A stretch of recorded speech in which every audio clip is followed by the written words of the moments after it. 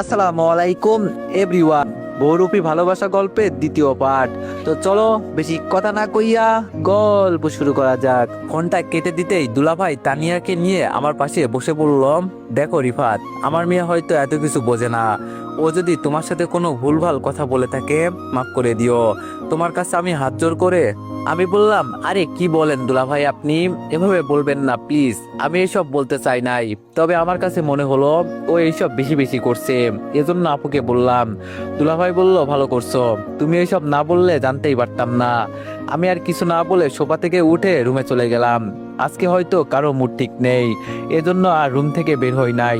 রাতে দেখি আপু রান্না বান্না কিছুই করে নাই। মনে মনে বললাম, কেন যে আমি এইসব বলতে গেলাম। কিচেনে গিয়ে দেখি রান্না করা তরকারি আছে। আমি শুধু ভাত বসিয়ে দিলাম গ্যাসের চুলায়।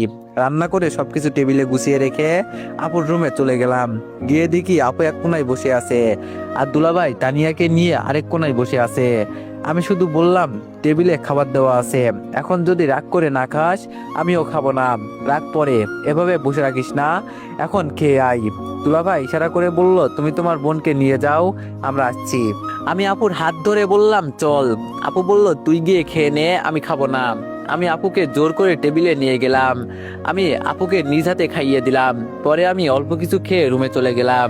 এর ভিতরে ফোনটা আবার বাজতে লাগলো। আমি ফোন রিসিভ করে বললাম, আরে ঋতু যে, কি মনে করে কল দিলে? ঋতু বলল, কেন, আমি আমার বয়ফ্রেন্ডকে কল দিতে পারি না? আমি বললাম, এত কিছু হয়ে যাওয়ার পরেও আমার মনে হয় না তুমি আমার সাথে এভাবে মধুর ভাষায় কথা বলবে। ঋতু ওপাশ থেকে হাসি দিয়ে বলল, আপনি দিন গণনা শুরু করে দেন। হয়তো আপনি বাঁচতেও পারেন, আবার হয়তো আপনি মারা যেতেও পারেন। আমি বললাম, মনে হচ্ছে তুমি আমাকে হুমকি দিচ্ছ। ঋতু বলল, আমি কাউকে হুমকি দিই না, সরাসরি ভয় দেখাই। আর সে যদি ভয় না পায় তাহলে আমি সেই ব্যবস্থাও করে দিই। আমি বললাম, ও তাই নাকি? আচ্ছা, আমি তৈরি আছি, আমিও দেখতে চাই তুমি আমাকে কিভাবে ভয় দেখাও। ঋতু বলল, আপনার কলিজাটা অনেক বড় হয়ে গেছে, খুব তাড়াতাড়ি ওইটা ছোট করে দিব, চিন্তা করবেন না। আমি বললাম, দেখাই যাবে, এখন ফোন রাখো, ঘুমাবো। ঋতু বলল, আশেপাশে দেখে ঘুমাবেন, কারণ কখন কোন দিক দিয়ে আপনাকে কেউ মারতে আসে এর কোনো হিসাব নেই। আমি আর ঋতুর কথাই কান্না দিয়ে ফোনটা কেটে দিলাম। তবে এখন আমার কেমন যেন একটু একটু ভয় হচ্ছে। আমি জানি ছেলেরা মেয়েদের জন্য সবকিছু করতে পারে। এই তো কয়েকদিন আগে একটা ছেলে হাসার জন্য খুন হয়েছে, তাও আবার বিনা অপরাধে। ওই ভাইয়ের দোষ ছিল, তিনি কেন ওই মেয়েগুলোর সামনে হেসেছিল। মেয়েদের জন্য ছেলেরা কি না করতে পারে ভাবতেই মনের ভিতরে অজানা একটা ভয় কাজ করছে। আচ্ছা, তবে কি আমি ঋতুর কাছে মাপ চাইবো? দূর, আমি কি সব চিন্তা করছি? ও তো পিচ্ছি একটা মেয়ে, ও আবার আমার কি করবে? এইসব চিন্তা করতে করতে ঘুমিয়ে গেলাম। সকালে ঘুম থেকে উঠে দেখি আমার পুরো শার্ট রক্তে ভিজে আছে। আমি তাড়াতাড়ি শরীর থেকে শার্টটা খুলে দেখতে লাগলাম শরীরে কোথাও কোনো আঘাত আছে কিনা। ভয়ে আমার কলিজার পানি শুকিয়ে গেছে, কিন্তু না, শরীরে কোথাও কোনো আঘাত নেই। হঠাৎ চোখ গেল জানালার উপর। জানালার কাছে রক্তের কিছু ফোঁটা পড়ে আছে। তার মানে কেউ আমার সাথে মজা করার জন্য এইসব করছে। সকাল সকাল মেজাজটাই এমনি গরম হয়ে গেল।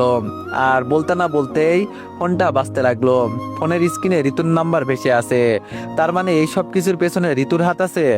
আমি ফোনটা রিসিভ করে স্পিকারে দিয়ে বললাম, সকাল সকাল ফোন করলে কি কারণে? ঋতু ওপাশ থেকে হাসতে হাসতে বলল, আপনি খালি গায়ে কি করছেন? আপনার পেট বা পিঠের কোনো জায়গা আবার ফুটো হয়ে যায়নি তো? আমি বললাম, তার মানে এইসব কিছুর পেছনে তোমার হাত আছে? ঋতু বলল, ও মা, আমি আবার কি করলাম? আমি তো সকাল সকাল আপনার খোঁজ নিতে ফোন করলাম। আমি বললাম, নিজেকে নিজে অনেক চালাক মনে করো না? ঋতু বলল, অবশ্যই মনে করি, কেন, আপনার কোনো সন্দেহ আছে নাকি? আমি রেগে ফোনটা কেটে দিলাম। যদি এই মেয়েকে আমি হাতের কাছে পেতাম না তাহলে কি যে করতাম এর কোনো হিসাব নেই। যাক, সেসব কথা চিন্তা পরে করা যাবে, যা হয়েছে তা হয়েই গেছে। ওয়াশরুমে ঢুকে গোসল করে ফেললাম। রুম থেকে